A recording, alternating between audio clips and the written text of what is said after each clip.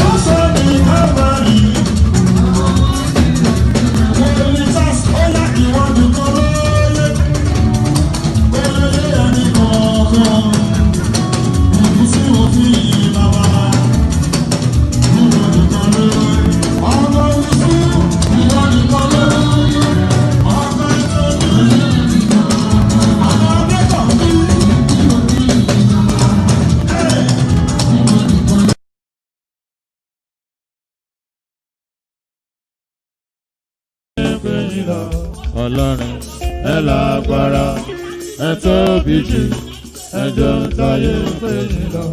Ọlọ́run ẹ lágbára ẹ tóbi jù ẹ jọ táyé pé yín lọ. Ó yá Ẹkúndayọ̀ ti bẹ̀rẹ̀ nìyẹn kẹ́ ẹ bọ́ ságbó.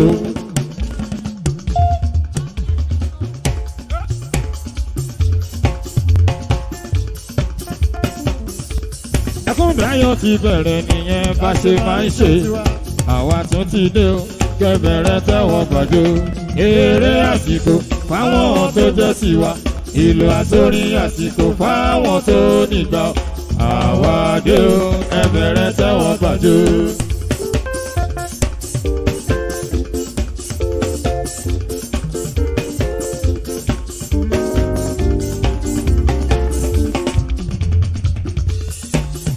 Bọ́sẹ̀dé Raymond as 50 o.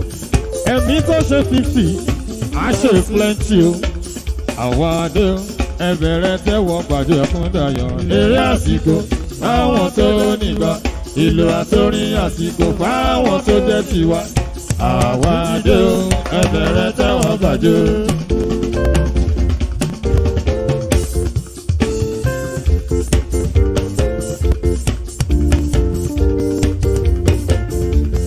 lísìn súnmọ́ mi níbí nítorí ọlọ́jọ́ ìbí la ṣe ń gbóhùn sókè lọ́wọ́lọ́wọ́ omele tó.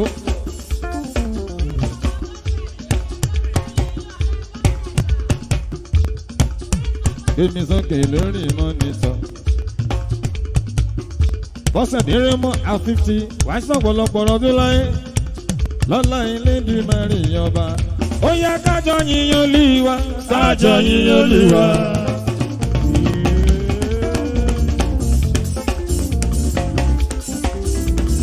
Ó yá kájọ yìn bàbá. Kájọ yíyan olúwa. Ṣé ti máa rúgbó ọjọ́? Kájọ yíyan olúwa. Ọlọ́run la rúgbó ọjọ́. Kájọ yíyan olúwa. Ṣé ti máa tó farati? Kájọ yíyan olúwa. Ọlọ́run lọ́ba tó tó farati. Kájọ yíyan olúwa. Ṣé ti mẹ́kún dayọ̀? Kájọ yíyan olúwa. Ọlọ́run lọ́ba tó sẹ́kún dayọ̀. Kájọ yíyan olúwa. Ó yá bàbá nígbà tí mo rí pẹ́ ti ṣe.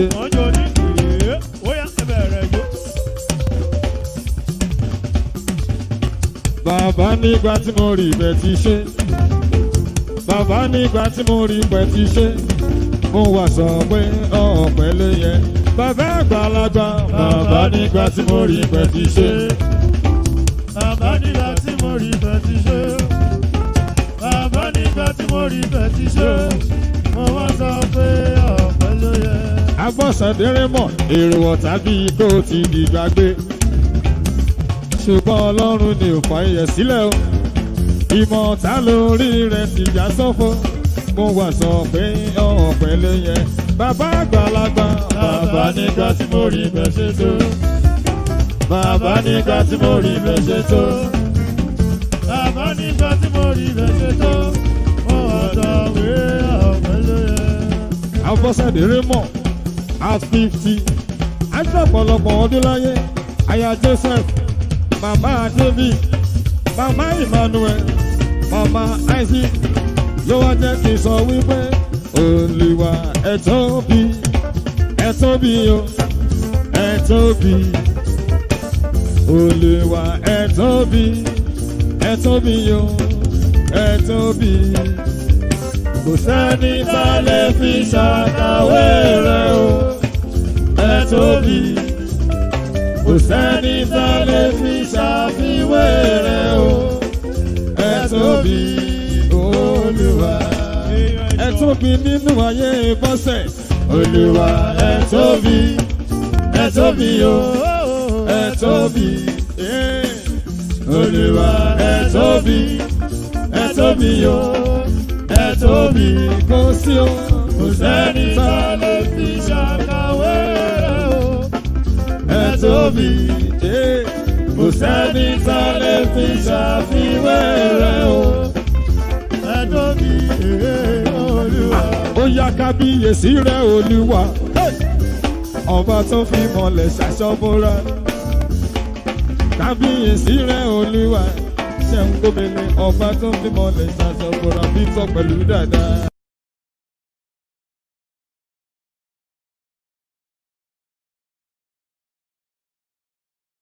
Sọ wípé Olúwa ẹ tóbi o, ẹ tóbi.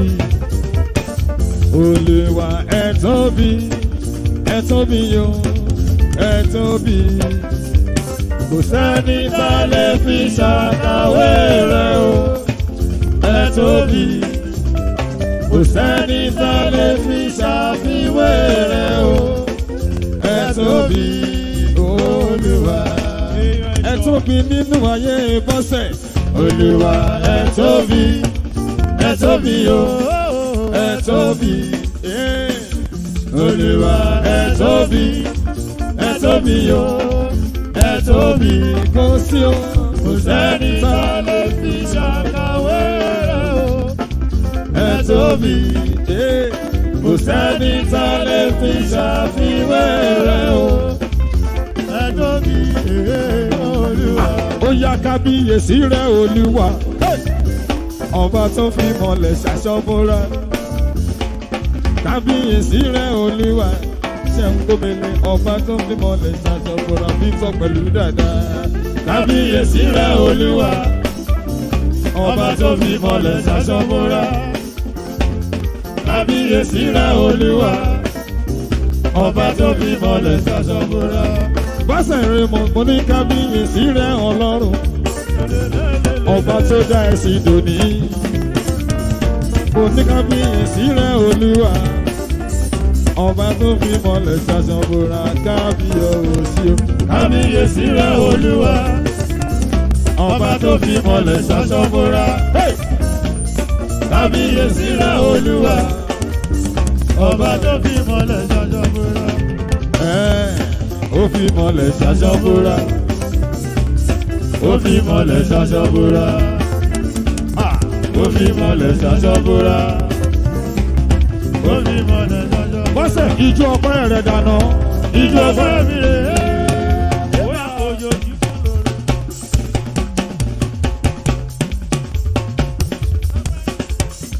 Àwọn bọ́sẹ̀ dẹ̀ bèbí. Orékè lẹ́wà o.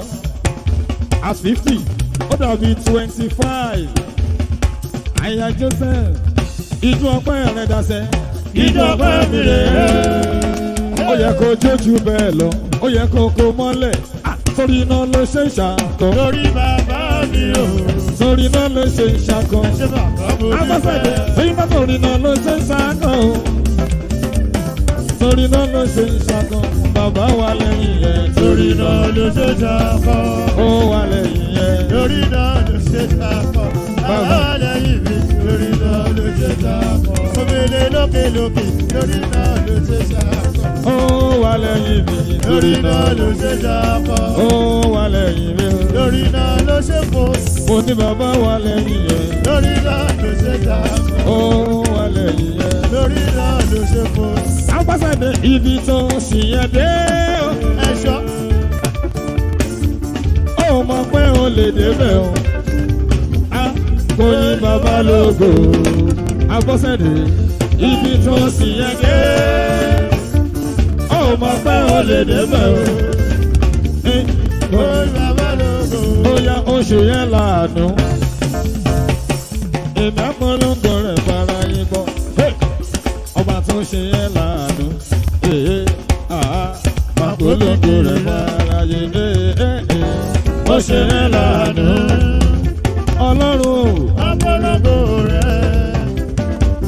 Ọba tó ṣe yẹn láàánú. Èmi àpòkìkì rẹ̀. Ó sẹ́kún ẹ̀dẹ̀rin. Bóyá jókòó kò mọ́lẹ̀ kó tún fagbọ́ sí. Afọ́sẹ̀ mi.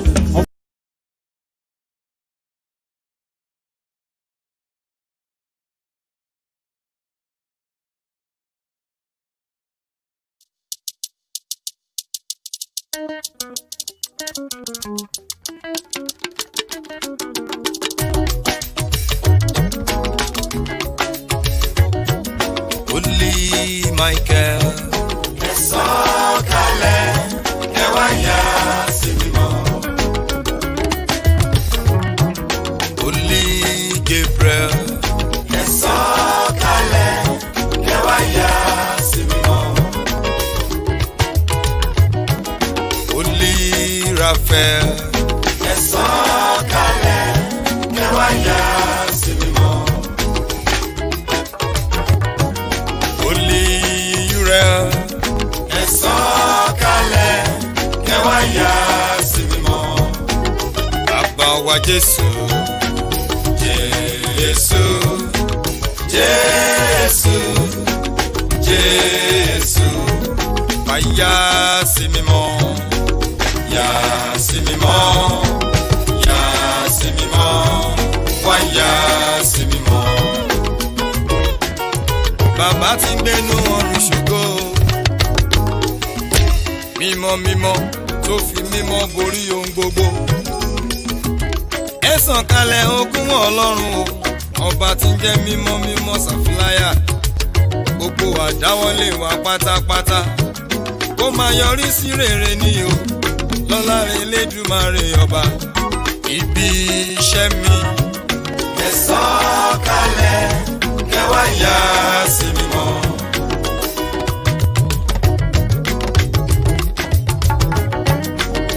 Àdáwọ́lé mi. Ẹ sọ̀kalẹ̀ kẹ́ wá yà sí mímọ́.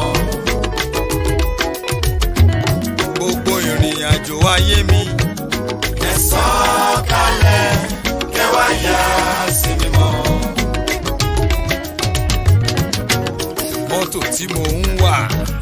Ẹ sọ̀kalẹ̀ kẹ́ wá yà sí mímọ́. Bàbá wa Jésù. Jésù. Jésù. Jésù. Wá yà sí mímọ́. Yà sí mímọ́. Yà sí mímọ́. Wá yà sí mímọ́.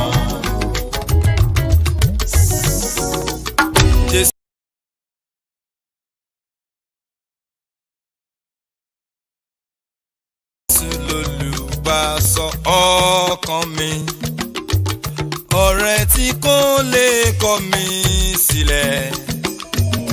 Ọba tí ń sọ ẹkún mi dayọ̀, olùtùnú ọkàn mi. Láàrin ọ̀tá, láàrin ìdààmú, òun kò fi wá fún ìjì ayé. Olúwa ni mo dúpẹ́, mo dúpẹ́, mo dúpẹ́. Jèhófà ní sí Olúwa ọ̀págun mi, mo dúpẹ́ fún oore rẹ̀ nú ayé mi. Mo dúpẹ́, mo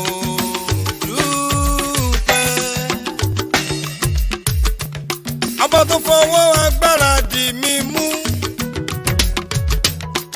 tó ní kẹ́mi má ṣe bẹ̀rù níbi tí ẹ̀rù kò gbé sí. Ọkàn mi balẹ̀, ọkàn mi balẹ̀, ọkàn mi balẹ̀, mo ti l'Olúwa. Ó ṣèlérí ayọ̀, ó múṣẹ láyé mi o. Ó ṣèlérí ayọ̀, ó múṣẹ láyé mi o. Ó ṣèlérí owó, bàbá fún mi lọ́wọ́. Ó ṣèlérí ọmọ, ó fún mi lọ́mọ ayọ̀. Ilé ara ilé mi, bàbá fi dá mi lọ́lá. Ọ̀nà ara ló tún fi gbé mi ga. Kò jẹ́ káyé yẹ̀yẹ́ mi. Ọba tó ṣèlérí ayọ̀ tó múṣẹ. Àjọ máyọ̀ máa fọpẹ́. Òun ló ṣèlérí ayọ̀ tó múṣẹ. Àjọ máyọ̀ máa fọpẹ́. Ìlérí owó, ìlérí ọmọ. Àjọ máyọ̀ máa fọpẹ́.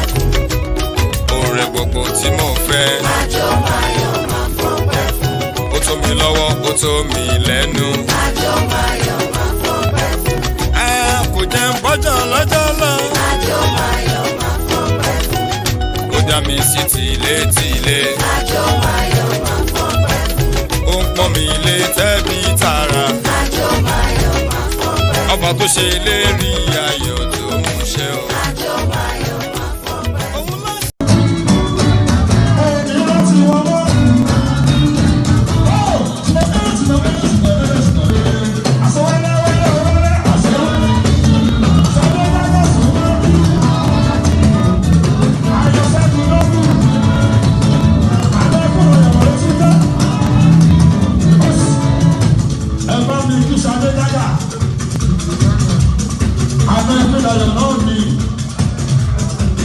HOD pátápátá ni èmi náà ọmọ HOD ni mo jẹ́ o torí dábì mi èèmọ̀ sẹ́wọ̀n mi EKUNDAYO HOD èèmọ̀ sọ́túnṣì tí mo fi tọwọ́tọwọ́ dárúkọ bàbá hallelúyà láti ọ̀run wá pẹ̀lú orí ayọ̀ olùbàdà wọ́n kọ́ra dá wà lẹ́kọ̀ọ́ mi ẹ̀kọ́ tó bá wà lẹ́ ẹ̀kọ́.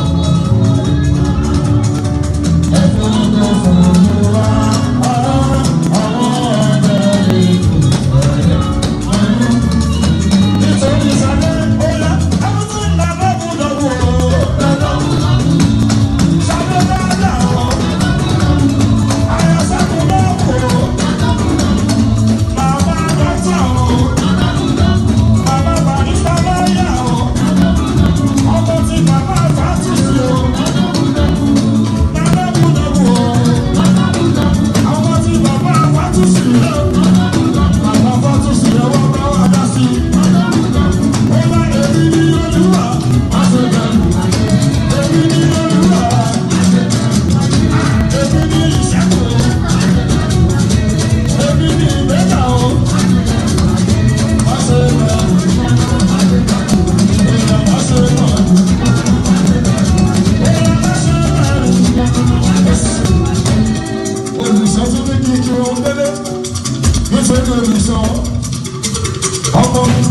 kò ní ẹ̀kú ìyá kò torí ọmọ olójú ẹ̀kú nínú ẹ̀kú ọmọ ajífa sẹ́kùn tí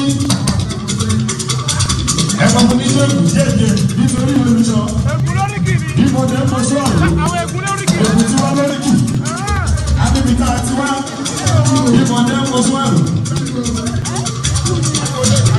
ọmọ ajílẹ̀ làwọn sọ àjífọ̀tọ́ gbogbo máa dára bí ebi orí ebi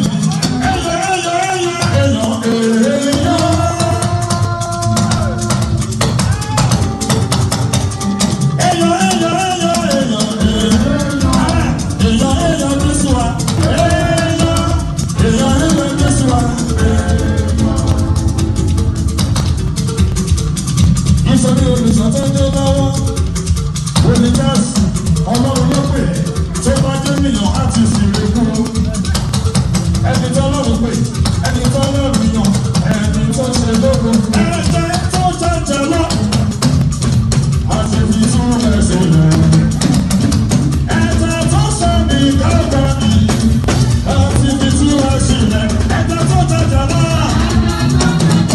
àti fi tún ẹsẹ̀ lẹ̀.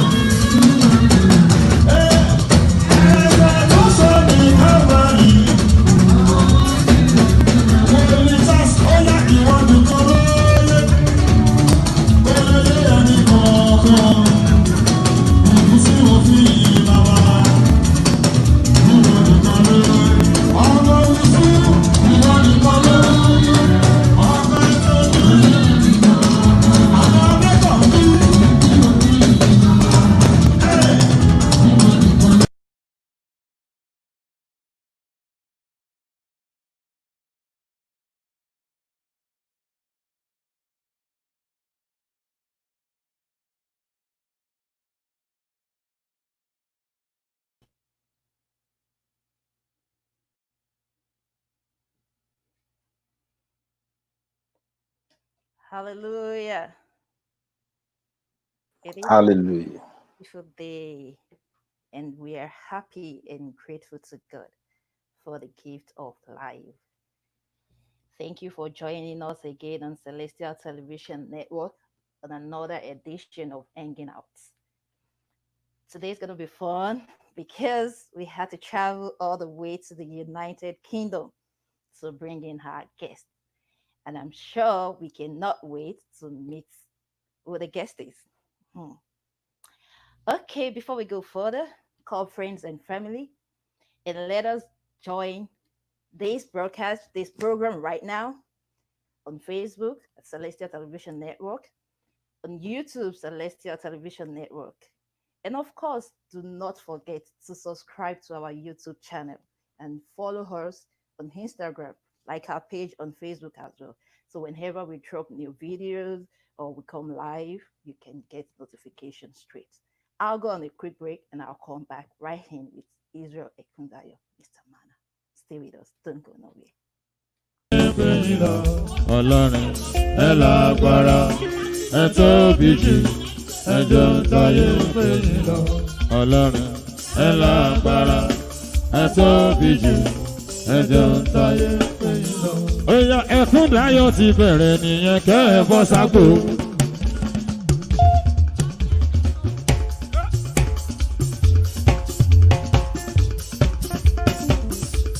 Ẹkúndayọ̀ ti bẹ̀rẹ̀ nìyẹn bá ṣe máa ń ṣe.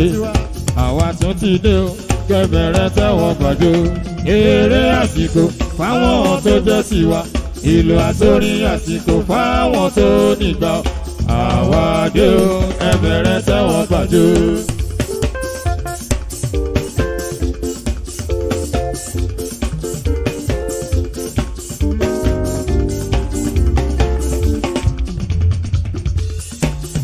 Bọ́sẹ̀dé Raymond as 50 o.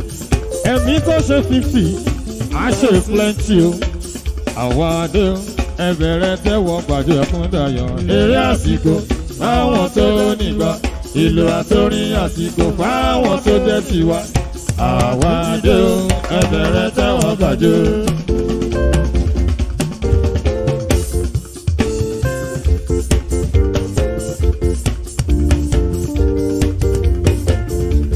Missing, súnmọ́ mi níbí. welcome back.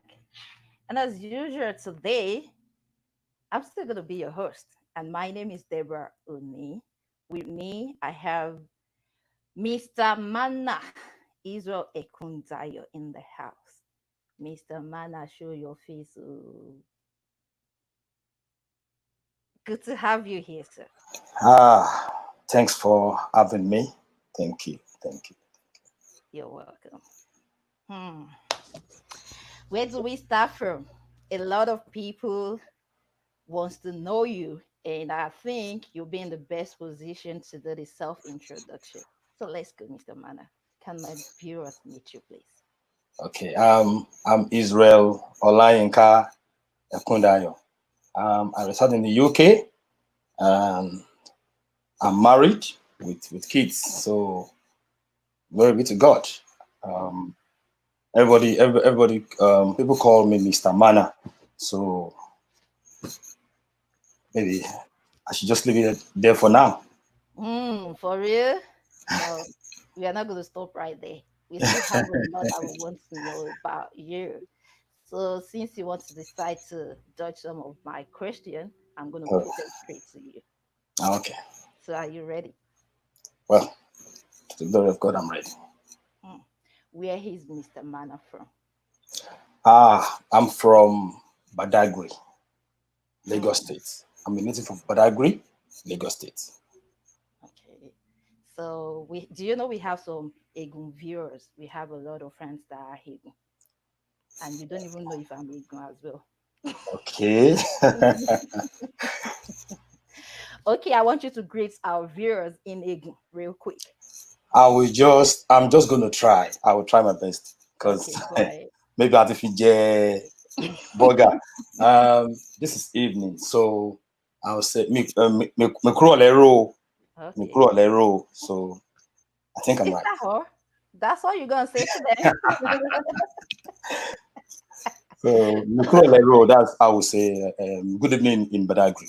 Meaning equally, is that Kúrò it? lérò. Yeah. Oh, okay. Okay, I think I understand that. So are you, because we see a lot of videos of you that you're wearing white, but definitely most of it doesn't appear like celestial star. So we're curious, we want to know, are you originally Celeste or Sienna? To be honest, Mm, I was born and bred and brought up in CNS.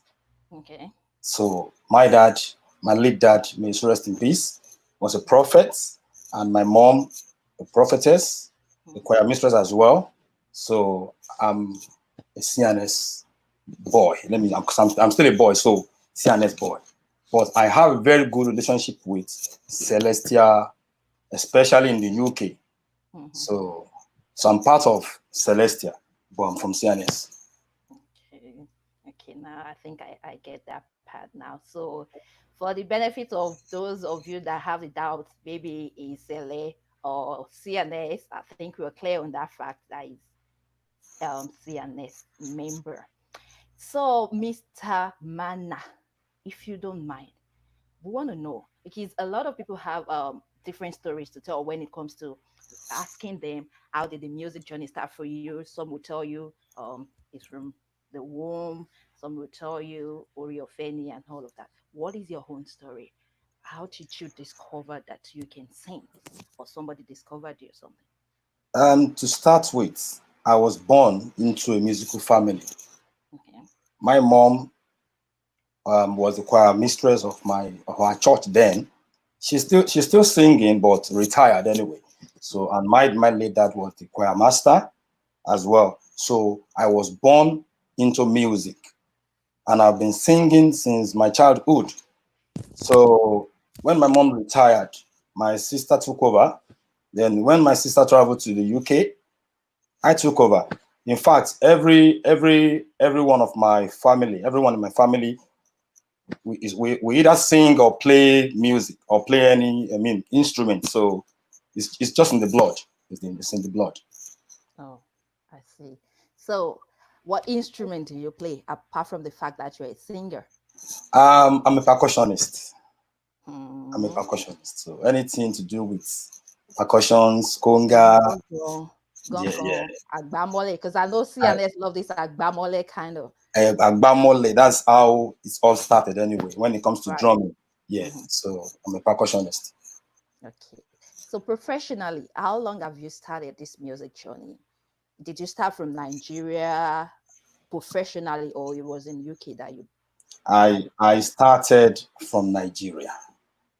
Even as early as 9 years old. When I was 9, I've been leading the choir, despite the fact that my mom was a choir mistress. So most of the time, I have the opportunity to lead the choir most of the time as well. So then along the line, everything just starts coming up from choir, from being a choir master, then performing at different kind of occasions from from the church members. You understand? So Mhm. when you play for the church members, so some people will come there and they discover, this guy can sing. So that's how it all started.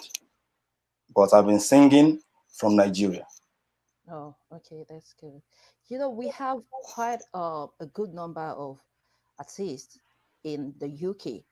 I'm not saying celestial artists alone, gospel artists, but you have remained in the front line, and I know it is not a very easy task for anybody to stay and be constant in the front line. So, what is the secret? What have you been doing so special that have kept you there and up, up, up? We pray for you to always remain, though.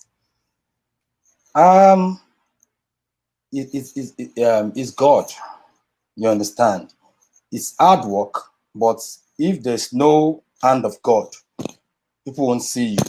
You Mm, understand? And yeah. so it's just the glory of God that is making me, let me put it this way. Ever since we've started, we've been at the top. And to God be the glory, we're still at the top. All right. Yeah. So there is no point in time that you went to like a music school or something. It has Not at just been all. Not self-development. at all. Maybe I'll go to music school later on. but, To learn what but, this has. but to be honest, I haven't been to any music school. It's just the glory of God. I was born into it, like I said earlier on. So it's just in me, you know. The music just come left and right, even when I'm walking, when I'm driving, when I'm sleeping. So it's just the glory of God. Mhm. Do you have some like a kind of group that you train some people, or you're planning on having one presently? Well, in London today, I've trained so many people, and so many people have passed through my band as well, Mm. and they are successful as well. They are doing well, you know. So, in fact, I can say it's just from my band that you will see 7 people having their own band now in London or more, and we are all performing, very busy. And what's the relationship like? We have a very good relationship. We have very good relationship when it comes to, because when someone leave your band today, is a chairman as well. You Right. understand? But we still work together in church, in parties, name it. Hmm. We have a very good relationship. Wow, that's interesting. There is another thing we would like to know. And it's very simple because Okay. we know that we have a lot of challenges that we face individually, but being a celebrity, your own might be different and a bit complex because of the fame out there. And has there been anything that you're faced in the past and you'll be like, wow, Oluwale Jumilo, has there been anything like that? Do you have any challenges with your gospel um, music so far? Well, I've been through so many challenges, but the one that really affected me then was when my instrument was stolen. And you understand? So they took my van and my instrument, Wow. and you know, and I had a lot of shows that that I have to do. and my even then my wedding was even coming up.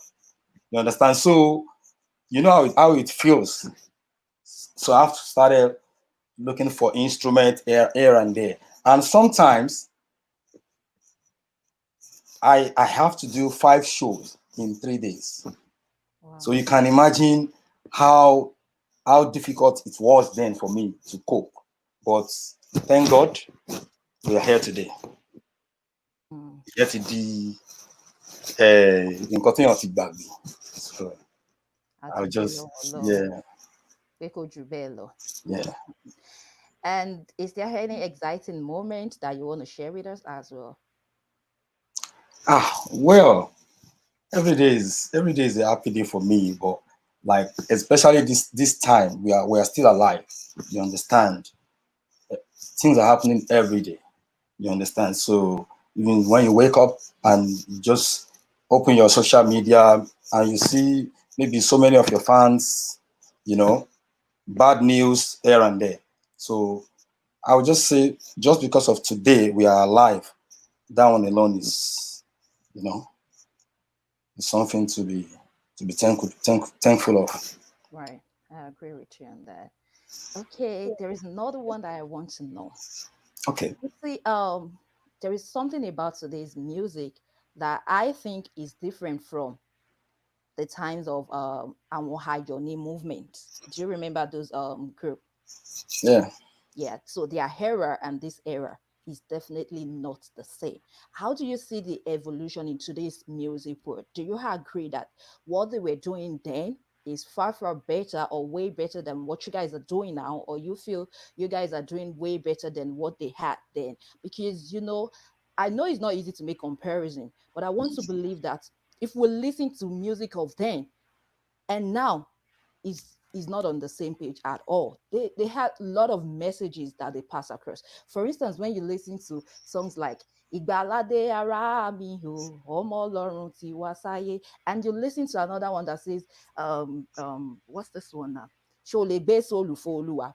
How ló ṣe bára wọn mu? I know they're both singing though, but I don't see message in Ṣó lè gbé sólù f'Olúwa because it is coming from a worldly person, not really like you compose it for Christ. Mm. Spirit Malian to one. How do you want to see that today's music world? How Yeah. do you see it? Does it make sense, or I don't know? Well, to be honest, Yorùbá ní ọmọ táyé ń bí láyé ń pọ̀n. So everything has changed. Okay, like in 2001, I released my first album, though it was dedicated to God then, and I sang Ìdààmú ayé kò lè yẹ mí lẹ́sẹ̀ kúrò níwájú Ọlọ́run bó ti hùn kí jìnnà lè tó máa bá ọ lọ. 2001, and now, if you want to sing that kind of song now, people might say, old school. You understand? So, but nowadays, we are trying to blend with what is happening. But instead of me singing Bebody for Lua, I do that anyway, in maybe parties. But in church, there's a way we can go about it. You understand? So we can still bring more messages into today's music. But most of the people of nowadays, they don't want to listen to message. You understand? They just want to listen to the beat. So in a way, we can, if we sing Tireni Oluwa, Mo fi sílẹ̀ fún ọ. So maybe that is where they got the body. Because I'm not going to condemn any song, but to be honest, if we can go back to the Ilano a little bit, it's going to be better. But even most shepherds now be Olori Ijo. In fairness, we say Olori Ijo. So they want to listen to fast tempo. Everybody wants to, move it on. I remember there was a time we were singing ọ̀pọ̀lọpọ̀ olórí ó jẹ́ aláṣọ funfun o ṣùgbọ́n onínú dúdú. You know, ìkórè time, harvest time, you want to sing something that is relating with the kingdom of God. Right. But nowadays, even the olórí ìjọ, the shepherd doesn't want to listen to that anymore. So if the shepherd or the church leader is not ready to listen to that kind of anthem, because then her anthem lamanko. But now we just tell you, oh, Akori, give us any nice song. And you just have to look at the crowd and make them happy. So there's a bit of difference between nowadays music, and the oldies. But to be honest, we are still on the same line. You really think you guys are on the same line? We are still on the same line. I'm not going to argue this with you. You know why? Because I'm not a professional musician. So I really don't know literally nothing about music. But to me, my own opinion, there is no way you want to sing Oyagbe Body Folua and you're telling me you're singing it to the glory of God. No way. You are only singing it to please your audience at that time. And if we have such in and harvest, I feel the host of heaven, her, do we think our harvest or whatsoever is I'm not saying based on the song though. Do you think the host of angel will be ready and to Kodarayasi Korea and all of that? Because it's not like you are inviting them. I think Beara. That's what I'm trying to say. I know, but to be honest, only few churches are doing that right now. You understand? But like I said, in my own kind of music, I'm still on the line when it comes to bringing out messages. You understand? Love, hope, faith. Even the one I did in 2008. Though I got that from Celestia. So I was just walking past this Celestia in London, Jerusalem Parish, and I just heard him singing, Yasmimo, you don't mind, Yasmimo. And I just, and my friend anyway, Dele Super, we call him Dele Super, so he's a member of the church. So I stopped and I needed Dao, and they're just singing it fast. You know, Celestia, they love to do it fast. And then I called my friend. I had this song go, and he said, no, bye. And I just went to the studio. Pam, only Michael, a song kale, ewaya simimo. Up till today, most of my fans play that song in their car because the second verse I said, Ibi shemi, a song kale, ewaya simimo. Up to Moto Timonwa. You know, you play it everywhere. You understand what I'm trying to say now. Right. And I made another single of recent, and I said, Ere loloja nje majere o, ise owo mi. And even that single is working right now with COVID-19. Ẹni tó ṣiṣẹ́ lówùúrọ̀ pẹ̀lú ọ̀sán tí kú wọlé mú lọ kò lè rere jẹ́ o. Orí mo bẹ́ẹ̀ o ṣègbè lẹ́yìn mi. So even if you are wearing a shadura like this, sutana like this, you can still play my song. Right. You understand? So we are still on the line. I'm just trying to use a unique and a unique para for you. I understand. Don't worry. You're good. I know you'll never agree on this program with me, but it's okay. Let's keep dragging. But I know what I'm saying is, if you are in this garment and if you are in the house of God, let us show some respect. Let us show that we reverence God in whatever we do. We are trying to. Then we can do all of that. Yeah, we are trying to, let people know that this is spiritual song and this is worldly song. Right. But it depends on the church leader and the congregation as well. I agree with you. So far so good. If you want to count 1, 2, 3, 4, 5, 6, how many albums do you have to the glory of God? Well, I have 2 albums and 2 singles so far. Do you want to mention their names? Iretioro, Heavenly Hope. Okay. Was my first album. Then Step Up. Okay. So spiritual. Then we go to Tungba, Owambe. Then another one, Ajodale. That was another single. Then the latest one now is Ere, Reward. You understand? So, and I'm working right now at the studio for another one. Oh, okay. That's good thing. Have you done any collaboration with Cele, CNS, artists so far?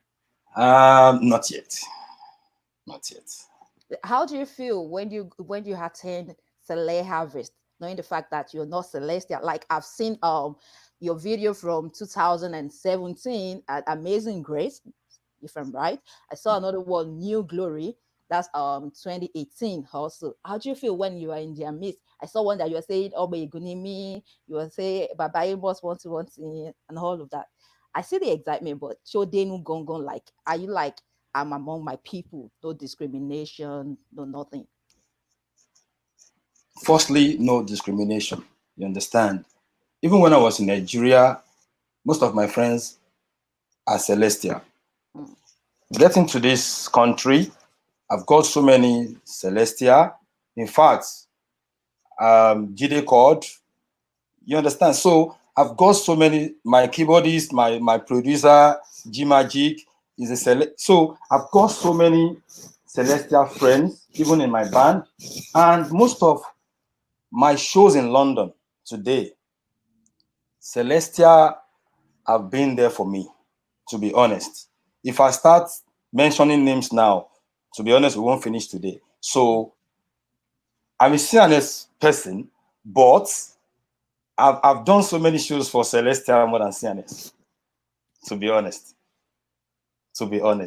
In fact, let me just give you a tip now. One of my songs that is coming now, I have one track that Ninu Ishere Lawa Yo. Ninu Ishere Lawa Yo. Ninu Ishere Lawa Yo. Baba Wasure Funwa. You understand? So I'm part of Celestia. Even my brother in America is a Celestia now. It's changed from CNS to Celestia. And nobody is against it because we are still wearing the same white. Right. The only thing is we can't leave Ashadura. We can't leave Sultana. No matter what. Not acceptable. So your lyrics, your song, how do you get them? Do you pay somebody to write your songs for you or immediately? Because I noticed you sing a lot of Celeste songs. Do you learn them because you want to produce or because you're going for their harvest? That's why you have to do quick rehearsal. And your albums also, have you been getting your songs?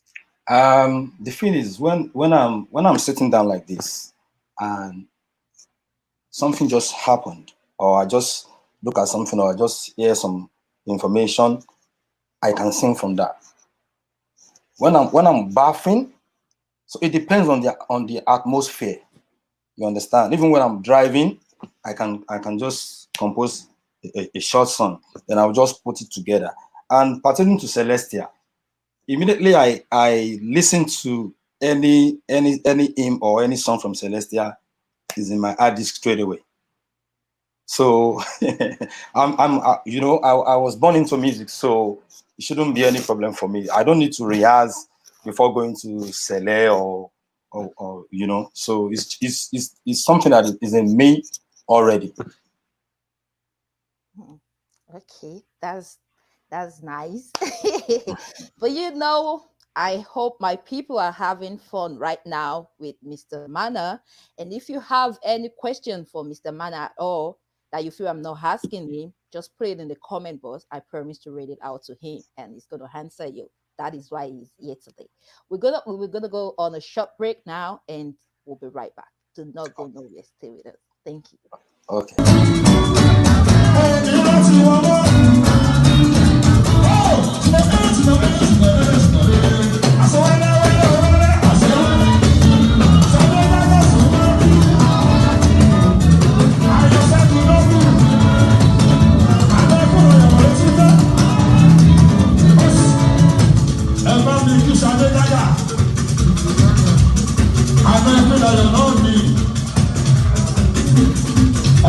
HOD pátápátá ni èmi náà ọmọ HOD ni mo jẹ́ o torí dábì mi èèmọ̀ ṣẹ́gun bí EKUNDAYO ètò mi èmo sọ́tún sí tí mo fi tọwọ́tọwọ́ dárúkọ bàbá àlélúyà láti ọ̀run wá.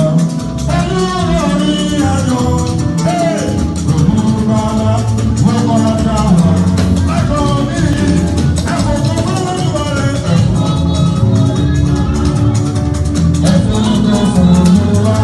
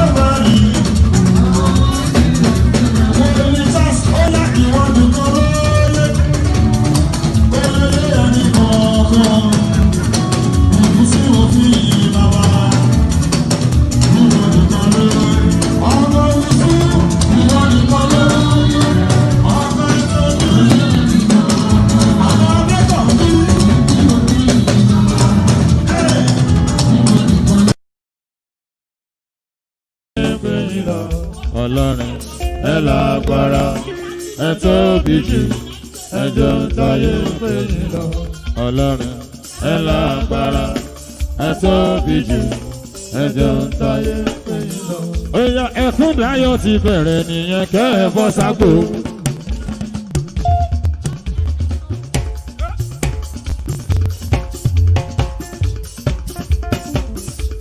Ẹ̀kúndayọ̀ ti bẹ̀rẹ̀ nìyẹn bá ṣe máa ń ṣe. Àwa tún ti dé o kẹbẹ̀rẹ̀ tẹ́wọ́ gbàjọ. Eré àsìkò fáwọn tó jẹ́ tiwa. Ìlú àtórin àsìkò fáwọn tó nígbà. Àwa dé o kẹbẹ̀rẹ̀ tẹ́wọ́ gbàjọ.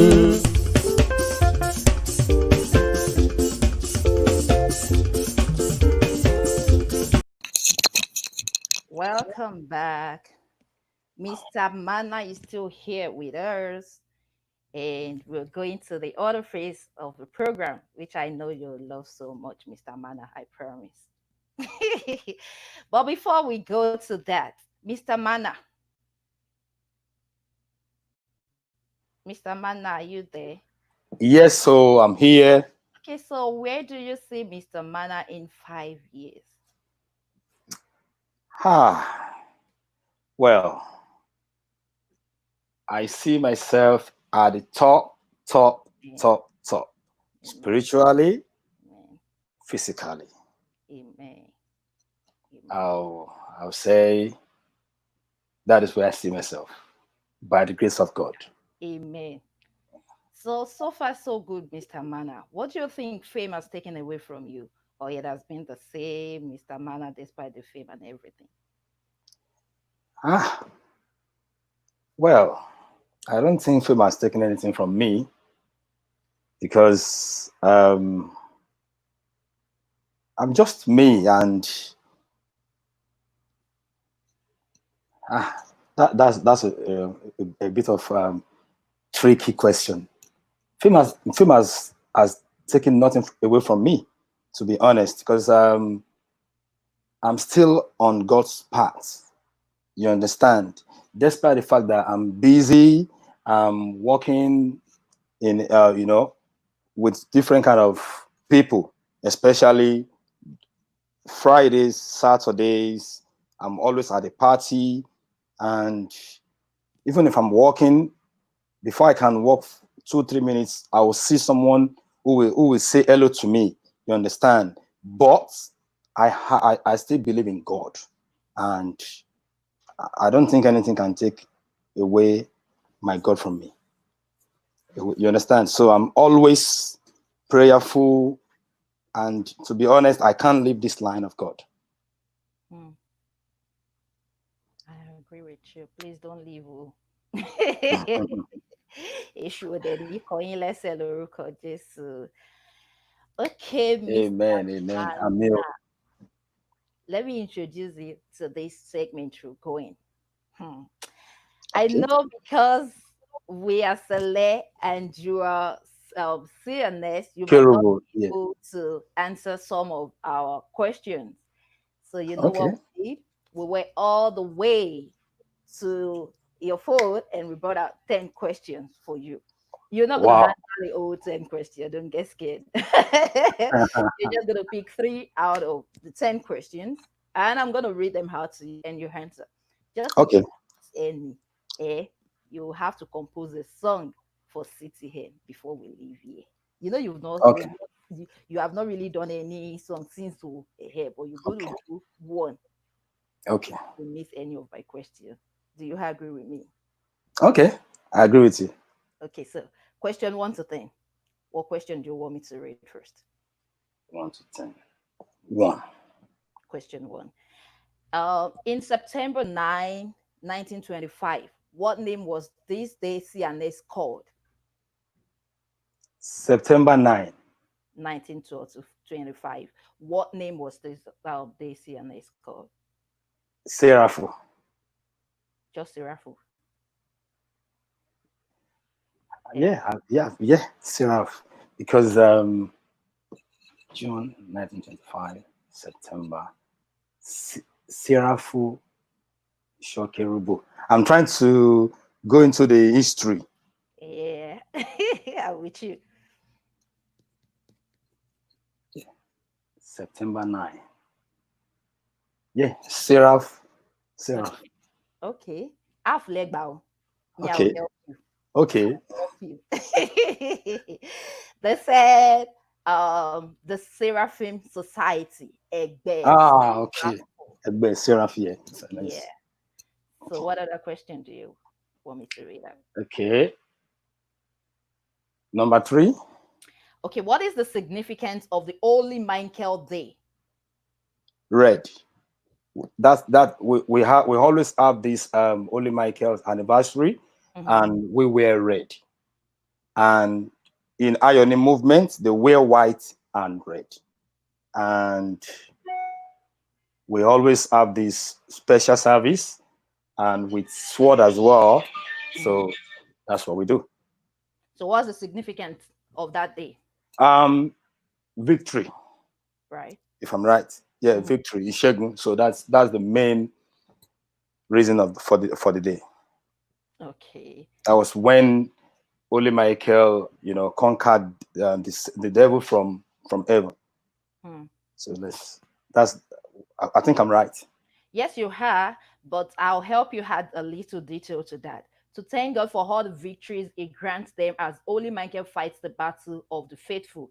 And He also says It is also to acknowledge the presence of Holy Michael and his work among the Christian fold. We'll go on the short break now and we'll be right back. Okay. Don't go nowhere. Ọlọ́run ẹ lágbára ẹ tóbi jù ẹ jọ táyé pé yín lọ. Ọlọ́run ẹ lágbára ẹ tóbi jù ẹ jọ táyé pé yín lọ. Oya Ẹ̀kúndayọ̀ ti bẹ̀rẹ̀ nìyẹn kẹ́ ẹ bọ́ sápò.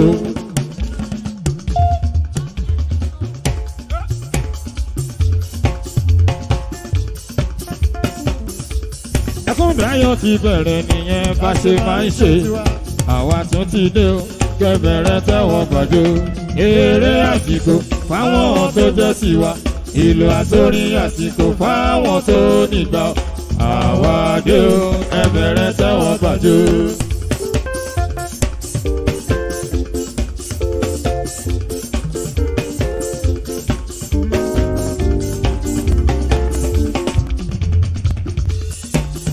Bọ́sẹ̀ Dérèmọ̀ as 50 o. Ẹ̀mí tó ṣe 50 á ṣe plenty o. Àwa dé o ẹ bẹ̀rẹ̀ tẹ́wọ́ gbàjọ Ẹ̀kúndayọ̀. Eré àsìkò fáwọn tó nígbà. Ìlú àtórí àsìkò fáwọn tó jẹ́ tiwa. Àwa dé o ẹ bẹ̀rẹ̀ tẹ́wọ́ gbàjọ.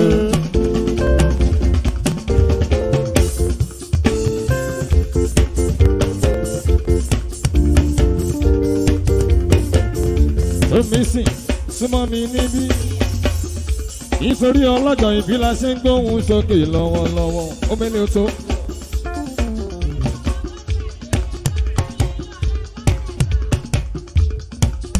Gbémi sókè lórí mọ́nítọ̀. Bọ́sẹ̀ Dérèmọ̀ at 50 wàá ṣọ̀pọ̀lọpọ̀ ọdún láyé. Lọ́lá Elédùmarè ọba. Ó yá kájọ yíyan Olúwa. Kájọ yíyan Olúwa.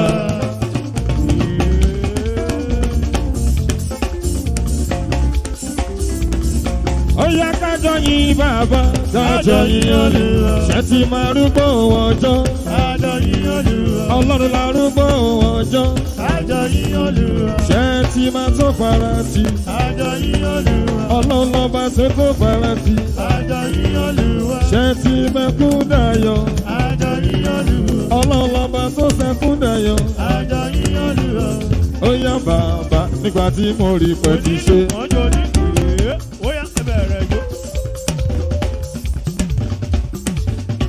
Bàbá nígbà tí mo rí ibẹ̀ ti ṣe.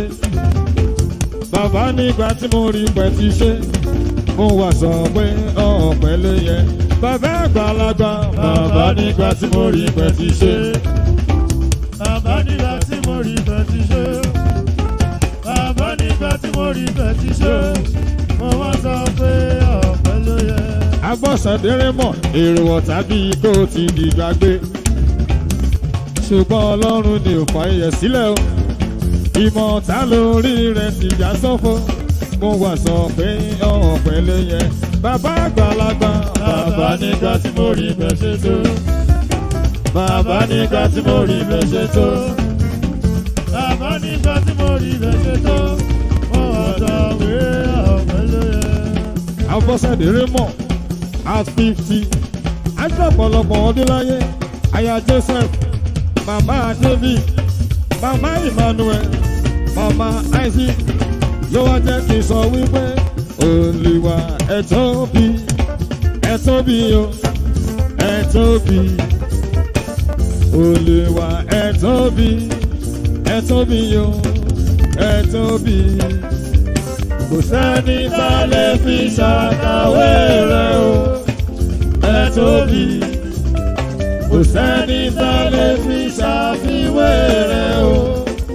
Ẹ tóbi Olúwa. Ẹ tóbi nínú ayé Bọ́sẹ̀. Olúwa ẹ tóbi o. Ẹ tóbi.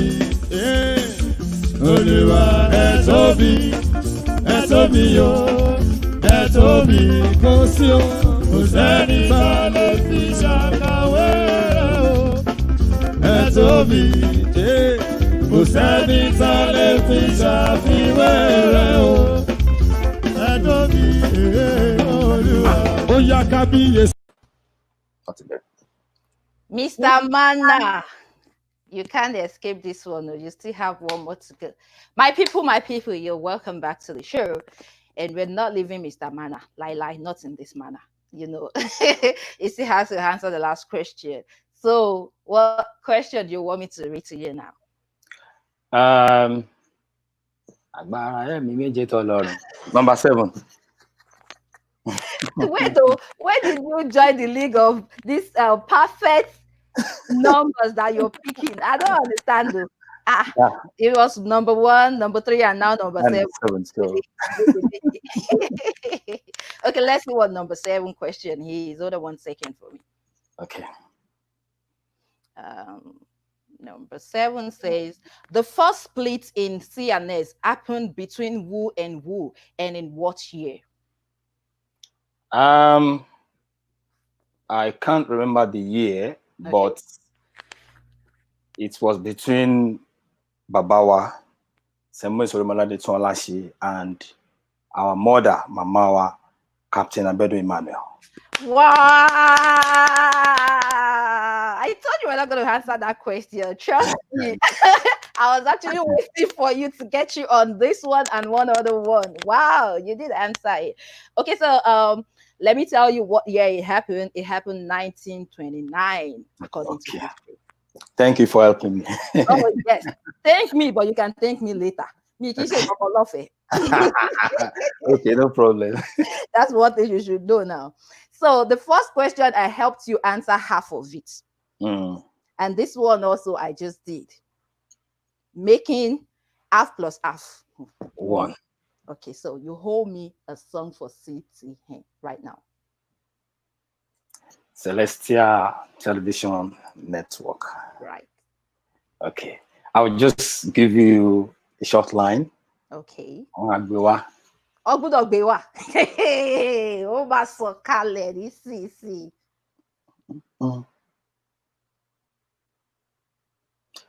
Celestial Television Network. Fún ìgbélékè ògo Ọlọ́run ni. Celestial Television Network. Fún ìgbélékè ògo Ọlọ́run ni. So, ẹ jẹ́ ká kọ́kọ́ mo dúró bẹ́ẹ̀. Then I can work on that. And yes. My people, we're about to come to the end of the show and you have not said anything. You don't have any question for Mr. Manna. He's leaving very soon. If you ask me any question after he's gone, I cannot answer you because I'm not Mrs. Manna. I don't do anything. Okay, Mr. Manna. Yes. Before you leave us today, what advice do you have for upcoming artists, gospel artists? My advice is, firstly, they should believe in them. Believe in yourself. If you have any talents, you need to work hard. And when you work hard, God is going to help you. Don't wait for anybody to help you, because even nowadays there's social media. So just try and showcase yourself, because it's not like those days where you'll be going to promoters to help you and all that, already start wasting your money, the money that you haven't even made. You understand? So work hard. Gospel artists, you have to pray. You have to pray and work hard and let God support you. So that's my own advice. And stay humble. You have to be humble. That is very, very important. Okay, somebody is here. Taiwo Adeagbo, C Percussions. When is Mr. Manna coming to United States of America? Well, hopefully next year, by God's grace. By God's grace. Hopefully next year. Another person is here. Samak Moment. How can I join his band? Samek Mumi. I what is That's my that? What is that? that's my blood brother. That's my junior I brother. know, right? So it's just Are it's a you trying promoter. to So play pranks right here? Baba Samek, Teleni. So Samek, what is that?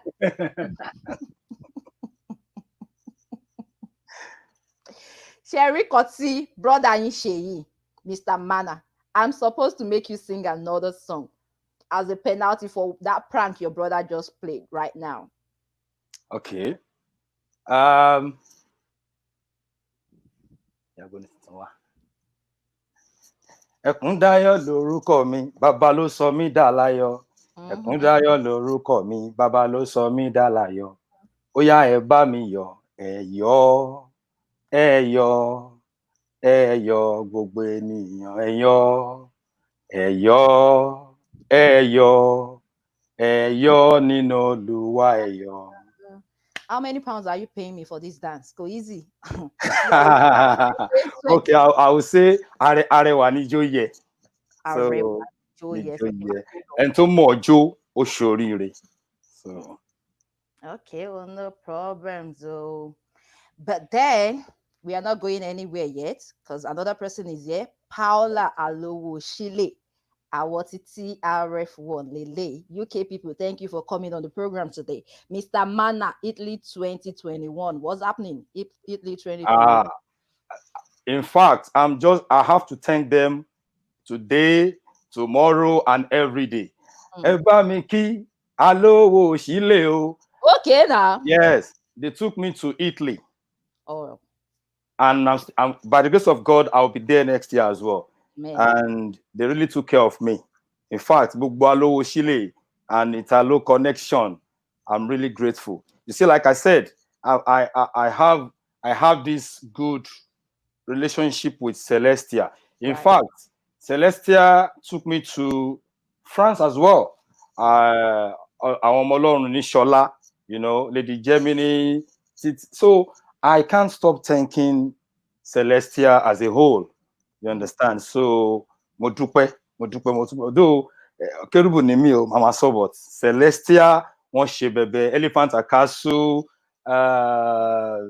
Rehoboth, Covenant, you know, Baba Jerusalem Parish, Baba Shebioba, may so rest in peace. Amen. You know, I can't, Baba Fatusi, even my cousin as well, Shegun EKUNDAYO in Manchester, I can't thank them enough. You know, so by the grace of God, ẹ̀yin ọmọ Alówó Ṣílè o, à ń bọ̀ ní Italy by God's grace next year. Etibo Alowo Shile is coming. Oh, Pastor Adegunju Olusegun. I love this program following from Nairobi, Kenya. Thank you so much, Pastor. Thank you, sir. Thank you, sir. We appreciate that. There she go. God bless you. Mr. Manna, before you go, what do you have for your viewers, your fans? Kí lẹ fẹ́ sọ fún gbogbo àwa olólùfẹ́ yín all over the world. Mo dúpẹ́ lọ́wọ́ gbogbo ẹ̀yin olólùfẹ́ mi. I thank you all from all over the world, because even in this pandemic period, in fact, I've been very busy though, doing one or two things, but I've not been doing anything like coming to the social media to perform. But I've been receiving so many gifts, you know. Mr. Kunda, you know, you might mention, I'm not going to mention anybody's name, but I love all my fans. You know, it's just God, you know. They love me for who I am. Me Omoshi, I'm not perfect. You understand? And Ololufemi, number one, my wife. Wow. Thank you very much. You know, Victoria Kundayo, Vicky Silva, makeup artist, and my children. Gbogbo wọn jẹ́ kí n feel pé mi ò lọ sí show. You know, I'm happy. And Emma expects a very nice album after this COVID-19 period. And we can't wait. By the grace of God. So I thank everybody. I have somebody here. Hold on 1 second. I lost one, but there is another one here. who is like your mentor in music industry? Would you look up to? That's from AKG Star. Well, I will say my parents at first, but when I started growing up, um, if I mention this name now, no, at least most people might not know, but let me just say Theophilus Iwalokun, may so rest in peace, Adeolu Akinsanya, because I was brought up with gospel music and juju music. Then I'll say Shino Peters. Oh wow, Yeah. Sashino Peters. Yeah. What do you consider before you choose your mentor? Good music to start with. So if I say my parents, gospel music to the core, you understand? Just like you said, our Ioni's song, the is full, well, is full of good messages. My mom, her composition is full of good messages. So I took after my mom. You understand? Then Shina Peters, when we were so little, he always performed at Ojokoro Mm. in Meron. So we'll be looking at Shina Peters performing at Ojokoro for CNS worldwide. And to the glory of God today, he's still standing. And Ekundayo himself, I'm still standing. To the glory Yeah, of to the glory of God. We have another person here, Temitokpe. Hello, to tell Ekundayo Baba Orin. You didn't tell us that word, though. As fondly called in Jerusalem Church of Christ, London, that police is saying I from America. Police is okay. I'm saying hello too as well. Oh. Okay, he said we used to worship together then at Apostle Ah, Shino Rabiu's church with the Alubas. Alubas family. In fact, that was my former church, Oh, okay. and I still appreciate them as well. You understand? So, and the Aluba family, Mm, thank you very much. If you are watching me, or maybe you're gonna watch this program after this show, Aluba family, God bless you. amen. So, how did you come about the name Mr. Manna? Tell us, how did you come about that name? Ah, okay. Actually, when I was very, very, very young, we normally go to different anniversaries then. So, and in CNS, we have some preachers. When they are preaching, they want you to sing for them. Mm, So, and I was the one who led the choir to the anniversary then. So, anytime the man is mentioning any passage from the Bible, I will sing a song that is going to go with what he was saying. mm-hmm. I was just doing it for God anyway. So before the end of the sermon, and he said to me, "Arákùnrin yẹn, ẹni kó dìde." And I stood up and he said, the way I was singing, it was like manna was coming from heaven Mm, to him. Bó ṣe ń kọrin yẹn o, ó dà pé manna ń sọ̀kalẹ̀ wá sí ọkàn òun ni. So after the service, we were just going on, and my senior brother and other friends from the choir, they started saying, Mr. Manna. Manna, Ọ̀gbẹ́ni Manna. You understand? It was a joke. It was a joke then. So, and that was it. So in 1994, you can imagine, after so many years, Right. like 5 years, I was invited by my late band leader then, because I work with one man called Shegun Macaulay. May so rest in peace as well. He Amen. now invited me to Ioni Okay. in Okota for anniversary. So when we got there, we started singing. So after the service, we were told to sing for the guests after the service. So we did, and it was very nice. And my brother said to me, because I've got my band then, but I'm still mixing it up then. Going for after my show, I was still going to help some others. Then my brother now said, "Manna, one be by. And I was like, this name again, Manna. And he said, do you know what? We are not going to sing for anybody again. We've been doing our own band for the past 3 years. Now let's start our own band fully. And that was when we continue with the name. And we started, even Samek was the one that said, Manna Voices. And we started with Manna Voices Distinction Band. Oh. Then, so from then, everybody started calling me Manna, Mr. Manna. So I got the name from church. You understand? So that's how we are still Manna today. And the name of your band is still Manna. I can't even change it because Manna is something you can't even destroy because we've been through a lot. So it's Manna from heaven. Right, I agree. Samek is here again. He said, EKUNDAYO and his Manna Distinction Band, 1994. What is he talking about? That was when we started the band fully in Nigeria. And that was the name we started with, Manna Voices Distinction Band. Oh, interesting. Interesting. Let me tell you this secret. One thing I love about CNS Church so much is what's that thing again? My fire. You understand? Don't pretend. I know you know what I'm saying. My fire a lot. And the next thing, they'll start like that's their old way of speaking in tongue. I want to believe, Mr. Manna. Do you do that? Do you do that ayah thing? Yes, because I'm a prophet, but there is time for everything.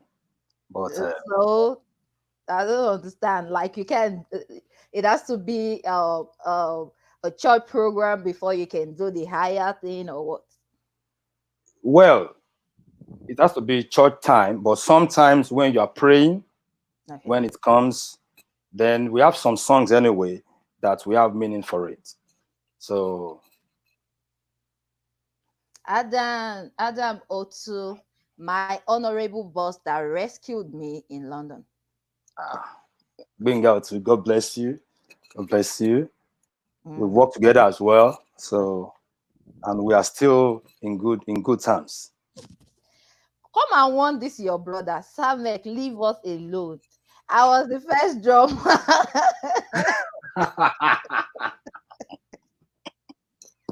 Oh God. Do you want to hijack my show, please? Osumio. So you see, Jazzy Jazzy T.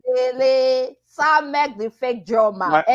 My good brother. Toyosi, God bless you. God bless your family. Amen. Yeah. It's been a wonderful guy. You know. Wow. God bless you, Toyosi. Well done, Mr. Manna. Okay, I want to rebel your one that you know. Mr. Manna, before you go, you're still going to do one CNA stuff for me. Enough ayah at Manna Parish every Friday. G Magic, the genius.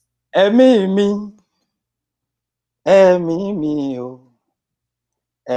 mi o kó mára dúró. Wàlílà o. Wàlílà o. So, ní fẹ́ gbé púpọ̀. Níbi wọ́n gbé sọ̀rọ̀ Ọlọ́run kó mára dúró. Wàlílà o. Wàlílà o. Mo bá yín lùlù sí i. Tábà lọ wọnú wákàtí, ó máa lágbára díẹ̀. Ká bá ti lọ sí ibẹ̀ yà bí. Tábà lọ sí ẹ̀. Èmi fẹ́ bàbá yín pàtẹ́wọ́ ní mẹ́ta tá a bá ń pa yẹ, you know, kí gbogbo ìyẹn kó lè máa flow, kó lè máa wọlé, ó ti yé yín. Now. Ẹ̀mí ọ̀run wá sọ̀kalẹ̀ o, ẹ̀mí ọ̀run wá sọ̀kalẹ̀. Ẹ̀mí ọ̀run wá sọ̀kalẹ̀ o, ẹ̀mí ọ̀run wá sọ̀kalẹ̀. Bó ti sọ̀kalẹ̀ ní yàrá òkè, kò tí ì sọ̀kalẹ̀ lọ́jọ́ Pentecost, ẹ̀mí ọ̀run wá sọ̀kalẹ̀. Ẹ̀mí mímọ́ ló ń darí wa, ẹ̀mí ológo, ẹ̀mí mímọ́ ló ń darí wa. Àfẹnitá bá fún ló lè mọ ìjìnlẹ̀, ló lè mọ ìjìnlẹ̀ nípa tọ̀run, ló lè mọ ìjìnlẹ̀. Gíráfà lè nà wá lé kàràdà lè fi. Lómìyà ló máa wá dálé pàtàláìra lómi. Ẹja fílẹ̀ bẹ́ẹ̀ náà. Oh God, Mr. Manna. Ẹja fi sílẹ̀. Ìgbà tí mi ti fẹ́ máa wọnú ẹ̀mí lọ, tí wọ́n ti ń gbé mi lọ sórí òkè. I'm almost there. Ó yá ẹ pé Jésù wọlé o, wá mú mi lára dá. Jésù máa bọ̀. Okay, màá fi lè parí ẹ̀. Ọba tó fi rán Mósè, wá fi rán ọrú ẹ̀wọ̀n mi kèṣù máa lò mí. Ọba tó fi rán Mọ́dà, wá fi rán ọrùn wọn mi kèṣù máa lò mí. Èmi náà sọ tèmi ni, kèṣù máa lò mí, Olúwa ṣàánú mi o. And at the same time, let me quickly thank my leader, most special apostle Showande, because when I was in Nigeria, I started my band fully in his church, and he really supported me. You know, Showande, may you live long, sir. Because mo ṣe rántí yẹn, mo láti fi sí. God bless you, sir. Gbogbo nǹkan tẹ́ ní tó tínú yín fi ń dùn kò ní bàjẹ́. Church leader ti máa kọ́kọ́ rí tó support pé èèyàn ní band and kò báyàn jà. Pé you go to your show and still come back to church, and a lot of connection táwọn náà fún mi. And I'll thank Iyawura, my mother-in-law. In fact, wọ́n ṣe jù bẹ́ẹ̀ lọ. Ẹ bá mi kí màmá wúrà ẹni rè. Mama Wura Enire. So, and big thanks to Celestial Network TV. Celestial Network.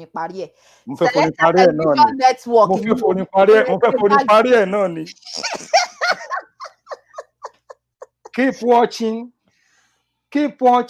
and stay tuned though. I think mo lọ síbi ayé ìsìn nìyẹn.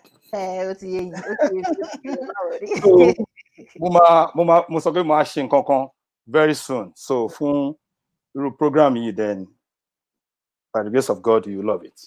Amen. I trust you. I believe you. Ahead, Mr. Manna, you cannot go without saying one or two words to your friends and viewers. Finally. Thank you, my viewers. Thank you, my fans. God bless you. And by the grace of God, I won't disappoint you. You won't, in Jesus' name. Amen. Thank you, Mr. Manna, for coming on today's program. And you're welcome. Celestial Television Network. We hope you had fun. And we hope if we have subsequent edition that we want you to come, you'll honor our invitation again. Definitely. Thank you. And to our viewers at home, thank you for staying tuned always to Celestial Television Network. We love you. We love you so much. God bless you for all you've been doing to support us. Do not stay away from us. Always follow us on Instagram, like our page on Facebook, and of course, subscribe to our YouTube channel, all at Celestial Television Network. Until next week, when we come your way again with another beautiful artist, stay blessed. My name is Debla. Oni as usual. Ọlọ́run ẹ lágbára ẹ tóbi jù ẹ jọ táyé pé yín lọ. Ọlọ́run ẹ lágbára ẹ tóbi jù ẹ jọ táyé pé yín lọ. Ó yá Ẹkúndayọ̀ ti bẹ̀rẹ̀ nìyẹn kẹ́ ẹ bọ́ sápò.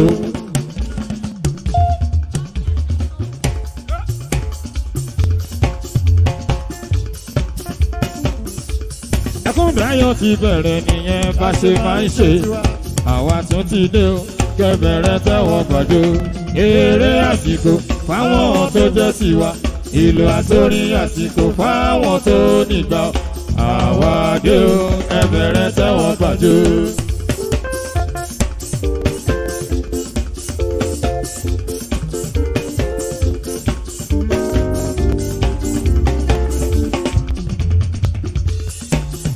Bọ́sẹ̀dé Raymond as 50 o ẹ̀mí tó ṣe 50 á ṣe plenty o àwa adé o ẹ̀bẹ̀rẹ̀ tẹ́wọ́ pàdé Ẹ̀kúndayọ̀ eré àsìkò fáwọn tó nígbà ìlú àtórin àsìkò fáwọn tó jẹ́ tiwa àwa adé o ẹ̀bẹ̀rẹ̀ tẹ́wọ́ pàdé.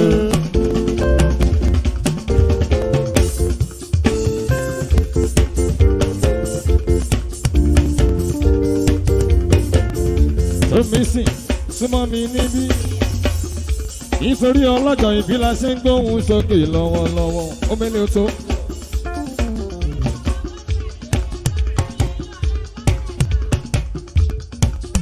Gbémi sókè lórí mọ́nítọ̀.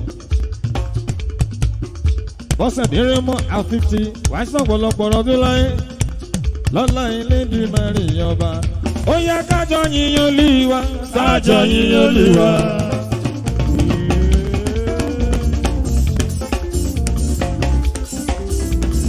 Ó yẹ kájọ yìn bàbá kájọ yìn Olúwa. Ṣé ti máa rúgbó ọjọ́ kájọ yìn Olúwa. Ọlọ́run la rúgbó ọjọ́ kájọ yìn Olúwa. Ṣé ti máa tó farati kájọ yìn Olúwa. Ọlọ́run lọ́ba tó tó farati kájọ yìn Olúwa. Ṣé ti mẹ́kún dayọ̀ kájọ yìn Olúwa. Ọlọ́run lọ́ba tó sẹ́kún dayọ̀ kájọ yìn Olúwa. Ó yá bàbá nígbà tí mo rí pẹ́ ti ṣe.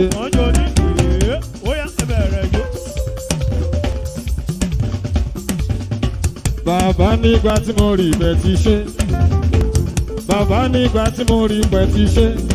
Mo wá sọ pé ọ̀pẹ ló yẹ. Bàbá àgbàlagbà. Bàbá nígbà tí mo rí ibẹ̀ ti ṣe. Bàbá nígbà tí mo rí ibẹ̀ ti ṣe. Bàbá nígbà tí mo rí ibẹ̀ ti ṣe. Mo wá sọ pé ọ̀pẹ ló yẹ. Bọ́sẹ̀dé Raymond èrò ọ̀tá bíi kó ti dìgbàgbé. Ṣùgbọ́n Ọlọ́run ni ò fàyè sílẹ̀ o. Ìmọ̀ ọ̀tá lórí rẹ̀ ti já sọ́fọ́.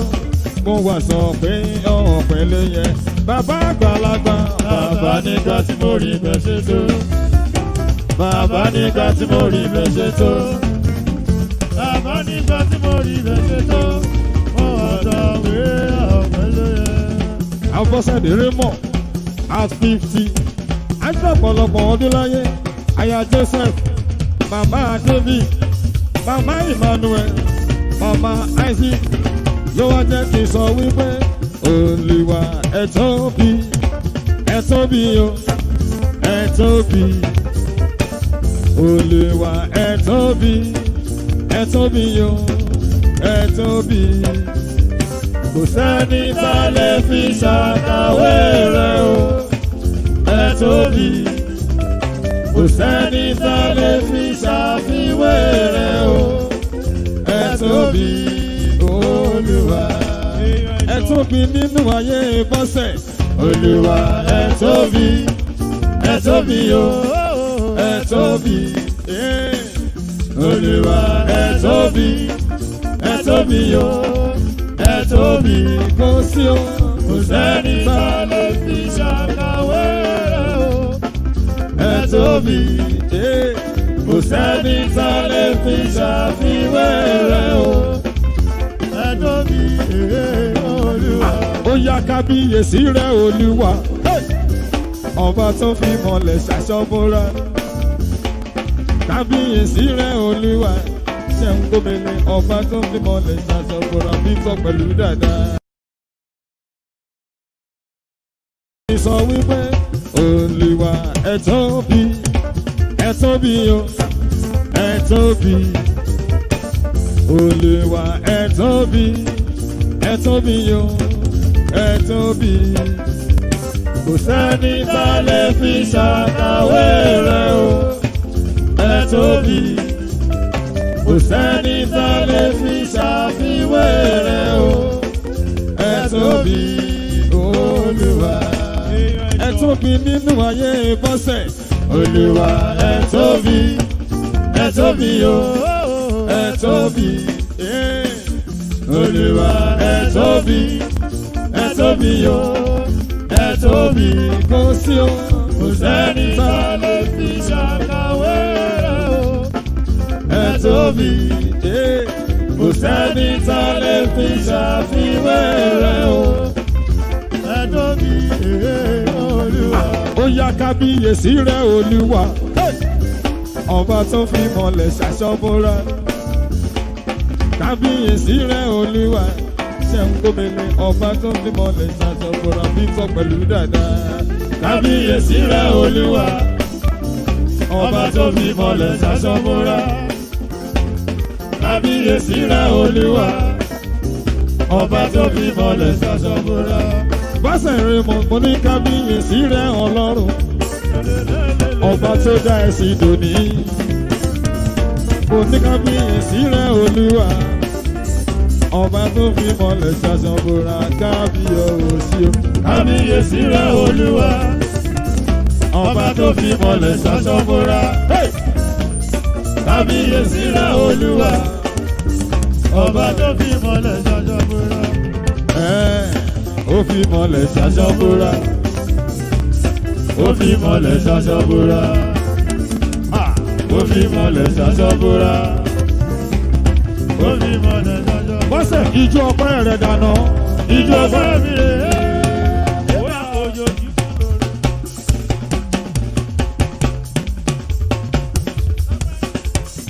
Àfọ́sẹ̀dẹ̀ bèbí, orékè lẹ́wà o. At 50, ó dàbí 25. Àyà Joseph, ijó ọpẹ́ rẹ̀ dasẹ̀. Ijó ọpẹ́ mi rè é. Ó yẹ kó jójú bẹ́ẹ̀ lọ, ó yẹ kó kó mọ́lẹ̀. Torí iná ló ṣe ń ṣàkọ. Torí bàbá mi o. Torí iná ló ṣe ń ṣàkọ. Àfọ́sẹ̀dẹ̀, èyí bá torí iná ló ṣe ń ṣàkọ. Torí iná ló ṣe ń ṣàkọ. Bàbá wà lẹ́yìn yẹn. Torí náà ló ṣe ṣàkọ. Ó wà lẹ́yìn yẹn. Torí náà ló ṣe ṣàkọ. Bàbá wà lẹ́yìn mi. Torí náà ló ṣe ṣàkọ. Omele lókè lókè. Torí náà ló ṣe ṣàkọ.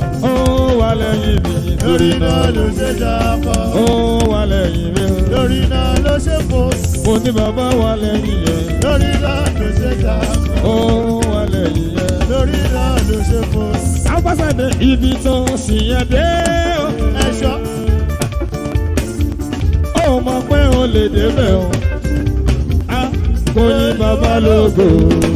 Àfọ́sẹ̀dẹ̀ ibi tó sì yẹn dé. Ó mọ̀ pé o lè débẹ̀ o. Kò ní bàbá lógo. Ó yá oṣù yẹn láàánú. Ìdápolongo rẹ̀ fara yín bọ̀. Ọba tó ṣe yẹn láàánú. Àpolongo rẹ̀ fara yín. Ó ṣe yẹn láàánú. Ọlọ́run o. Àpolongo rẹ̀. Ọba tó ṣe yẹn láàánú. Èmi àpòkìkì rẹ̀. Ó ṣẹkún ẹ̀dẹ̀rin. Bóyá jókòó kò mọ́lẹ̀ kó tún fagbọ́ sí. Afọ́sẹ̀dé.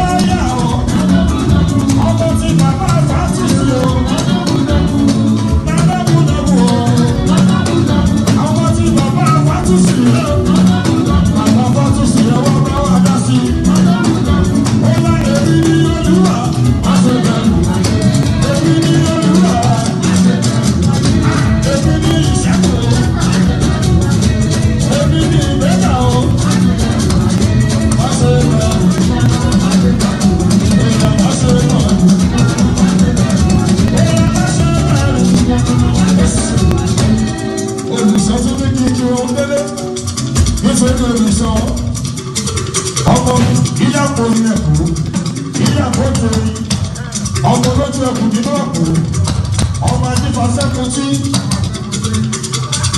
ẹ̀fọ́ mo ní lẹ́kùn díẹ̀díẹ̀ nítorí olùsọ ìmọ̀dé ẹ̀fọ́ sí ọ̀rọ̀ èkó tí wọ́n lórí kù adébítà tí wá ìmọ̀dé ẹ̀fọ́ sí ọ̀rọ̀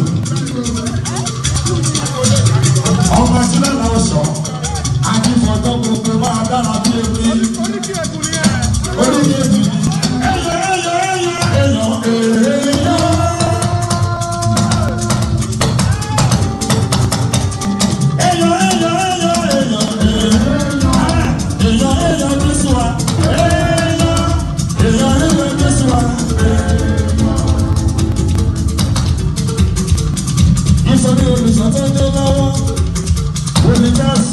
Ọlọ́run ló pè tó bá jẹ́ mílíọ̀n àti ìsìnkú ẹni tó lọ́rùn pè ẹni tó lọ́rùn yàn ẹni tó ṣe lógo ẹ̀jẹ̀ tó ṣẹ̀jẹ̀ lọ àti fi tún ẹsẹ̀ lẹ̀ ẹ̀jẹ̀ tó ṣe ní káàkiri àti fi tún ẹsẹ̀ lẹ̀ ẹ̀jẹ̀ tó ṣẹ̀jẹ̀ lọ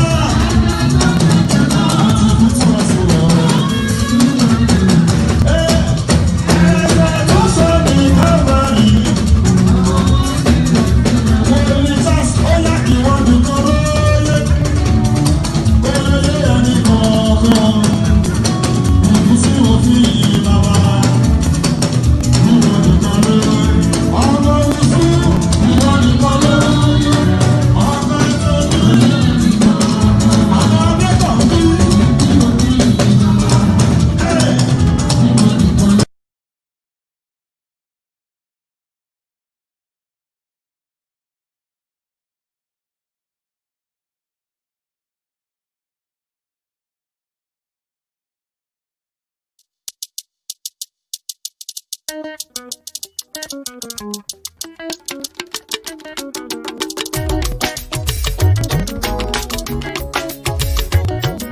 Holy Michael, ẹ sọ̀kalẹ̀, ẹ wá yà sí mímọ́.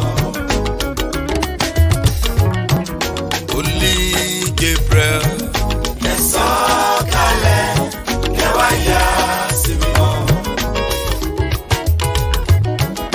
Holy Raphael, ẹ sọ̀kalẹ̀, ẹ wá yà sí mímọ́. Holy Uriel, ẹ sọ̀kalẹ̀, ẹ wá yà sí mímọ́. Bàbá wa Jésù, Jésù, Jésù, Jésù, wá yà sí mímọ́, yà sí mímọ́, yà sí mímọ́, wá yà sí mímọ́. Bàbá ti ń gbénú ọ̀run ṣògo, mímọ́ mímọ́ tó fi mímọ́ borí ohun gbogbo. Ẹ sọ̀kalẹ̀ ogún Ọlọ́run o, ọba tí ń jẹ́ mímọ́ mímọ́ ṣàfùláyà. Gbogbo àdáwọ́lé wa pátápátá kó máa yọrí sí rere ní o, lọ́lá rẹ̀ Elédùmarè ọba. Ibi iṣẹ́ mi, ẹ sọ̀kalẹ̀, ẹ wá yà sí mímọ́.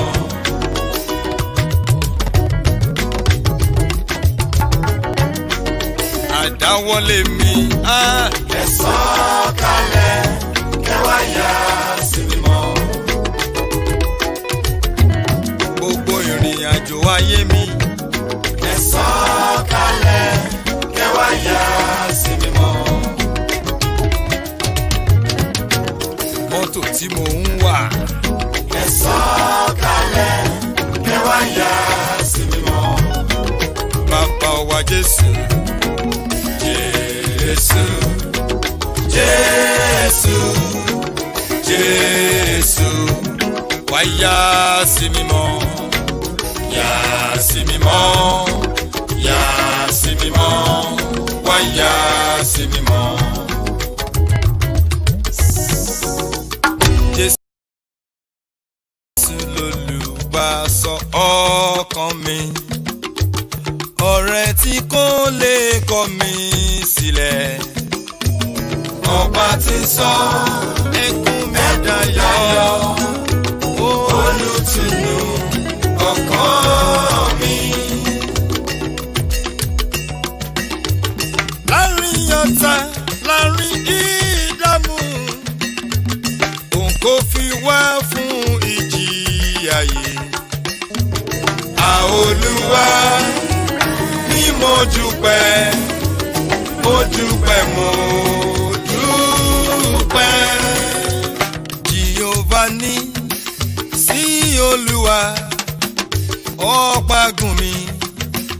Mo dúpẹ́ fún oore rẹ̀ nú ayé mi.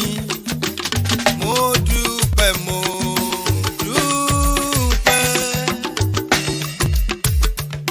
Ọba tó fọwọ́ agbára dì mí mú, tó ní kẹ́mi má ṣe bẹ̀rù níbi tí ẹ̀rù kò gbé sí. Ọkàn mi balẹ̀, ọkàn mi balẹ̀, ọkàn mi balẹ̀, mo ti l'Olúwa. Ó ṣèlérí ayọ̀, ó múṣẹ láyé mi o. Ó ṣèlérí ayọ̀, ó múṣẹ láyé mi o. Ó ṣèlérí owó, bàbá fún mi lọ́wọ́. Ó ṣèlérí ọmọ, ó fún mi lọ́mọ ayọ̀. Ilé ara ilé mi, bàbá fi dá mi lọ́lá. Ọ̀nà ara ló tún fi gbé mi ga. Kò jẹ́ ká yẹyẹ. Ọba tó ṣèlérí ayọ̀ tó múṣẹ. Àjọ máyọ̀ máa fọpẹ́. Òun ló ṣèlérí ayọ̀ tó múṣẹ. Àjọ máyọ̀ máa fọpẹ́. Ìlérí owó ìlérí ọmọ. Àjọ máyọ̀ máa fọpẹ́. Oore gbogbo tí mo fẹ́. Àjọ máyọ̀ máa fọpẹ́. Ó tó mi lọ́wọ́, ó tó mi lẹ́nu. Àjọ máyọ̀ máa fọpẹ́. Kò jẹ́ ń bọ́jọ́ lọ́jọ́ lọ. Àjọ máyọ̀ máa fọpẹ́. Ó dá mi sí tìlétìlé. Àjọ máyọ̀ máa fọpẹ́. Ó ń pọ́n mi lé tẹ́bí tààrà. Àjọ máyọ̀ máa fọpẹ́. Ọba tó ṣe lérí ayọ̀